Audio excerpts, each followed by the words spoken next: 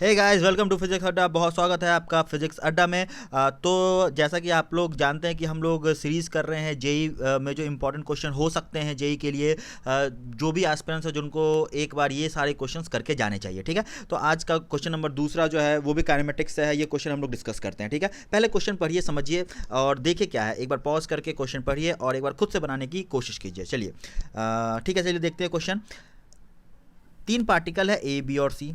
तीनों एक horizontal straight line पे रखा हुआ है एट ए इक्वल डिस्टेंस। सबका डिस्टेंस क्या है, एक दूसरे से बराबर है।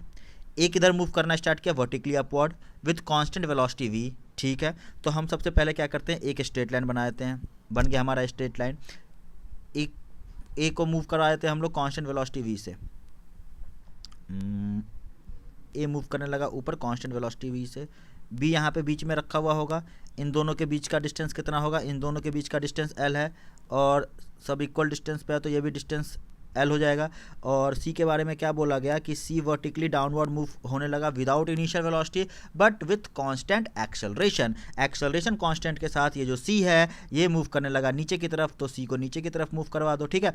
पूछा क्या गया है क्वेश्चन में, पूछा गया है कि how should B move vertically, B की कैसे मूव करना चाहिए ताकि तीनों पार्टिकल जो है स्ट्रेट लाइन में रहें, ठीक है। तो तीनों पार्टिकल को स्ट्रेट लाइन में रहने के लिए बी का मोशन कैसा होना चाहिए, मतलब उसकी इनिशियल वेलोसिटी क्या होनी चाहिए, इनिशियल एक्सेलरेशन क्या होना चाहिए। क्वेश्चन में आपसे ये भी पूछ सकता था ऑब्जेक्टिव में बनाने के लिए कि what is initial acceleration of B, what is acceleration what is initial velocity of b, what is initial velocity of b and what is acceleration of b। ये भी पूछ सकता था क्वेश्चन में आपसे, ठीक है, इसको ऑब्जेक्टिव बनाने के लिए। तो चलिए देखते हैं हम लोग इसको सॉल्व कैसे करते हैं। देखिए मान लेते हैं कि किसी भी टी टाइम पे ए कितना मूव किया होगा। किसी भी टी टाइम पे अगर हम देखें तो ए कुछ ए की वेलोसिटी वी है, तो ए मूव किया हुआ कितना वी टी, ए मूव किया हुआ कितना वी टी।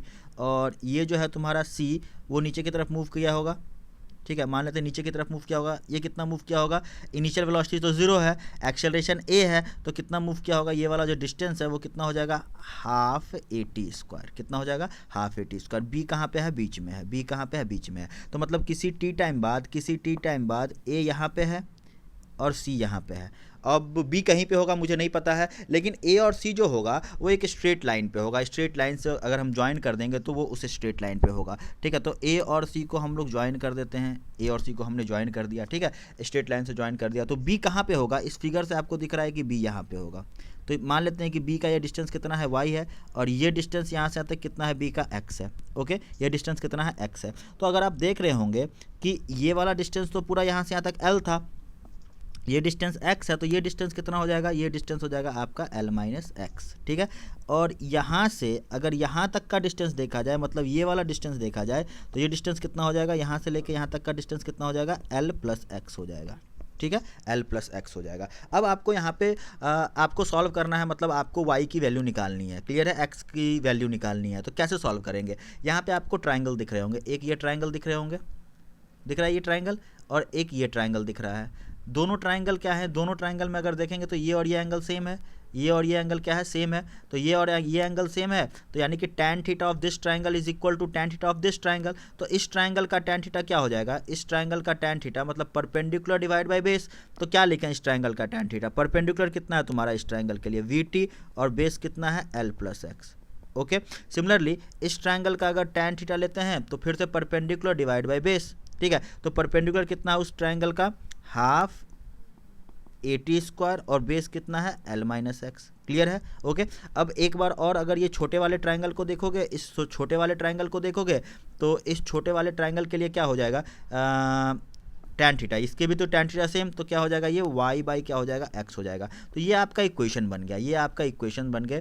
आप इसको अगर सॉल्व कर लीजिएगा तो यहाँ पे y की वैल्यू निकल जाएगी, क्लियर है। कैसे सॉल्व करेंगे इसको, अगर तुम देखो तो क्या हम ये पहले और दूसरे इक्वेशन को इक्वेट कर दें, इसको और इसको हम लोग इक्वेट कर देते तो यहाँ से मुझे किसकी वैल्यू मिल जाएगी, आपकी x की वैल्यू मिल जाएगी। किसकी वैल्यू मिल जाएगी, x की वैल्यू मिल जाएगी। तो चलिए हम लोग इसको इक्वेट करते हैं, तो और x की वैल्यू यहाँ से ढूंढने की कोशिश करते हैं, ठीक है। तो अगर हम लोग इसको इक्वेट करेंगे तो ये हो जाएगा आपका वी टी, और l माइनस एक्स नीचे से ऊपर चला जाएगा, और इधर क्या हो जाएगा, हाफ ए टी स्क्वायर, और इधर चला जाएगा आपका l प्लस एक्स, ये हो जाएगा, ठीक है।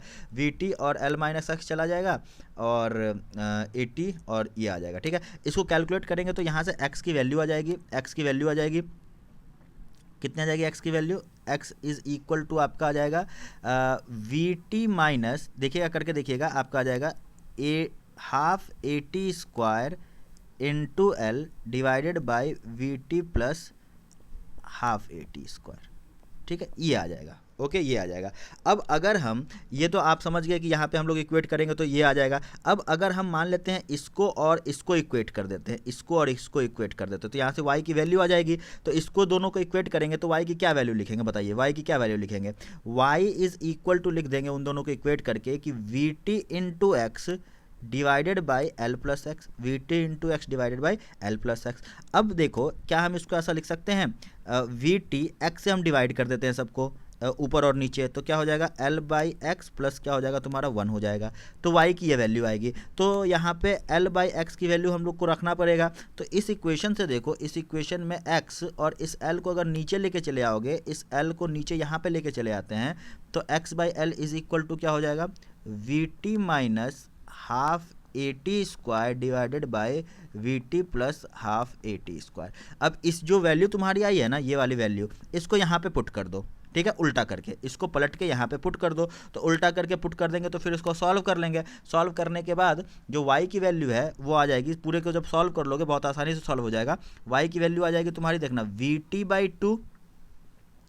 By two minus half a t square by 2, ये वैल्यू आ जाएगी। क्लियर है, ये वैल्यू आ जाएगी। तो इस इक्वेशन को अगर हम कंपेयर करते हैं s is equal to u t plus half a t square वाले इक्वेशन को, इस इक्वेशन को कंपेयर करते हैं तो y क्या है तुम्हारा, y डिस्प्लेसमेंट है। y क्या है तुम्हारा, y वर्टिकल डिस्प्लेसमेंट है। तो चलिए y वर्टिकल डिस्प्लेसमेंट है, इसको अगर कंपेयर करते हो, इस चीज़ को कंपेयर करते हो यहाँ से, इस चीज़ को कंपेयर करते हो यहाँ से, तो u इनिशियल वेलोसिटी होती है, लेकिन यहाँ पे क्या है v/2 है, यानी कि जो b है उसकी इनिशियल वेलोसिटी कितनी हो जाएगी, v/2 हो जाएगी।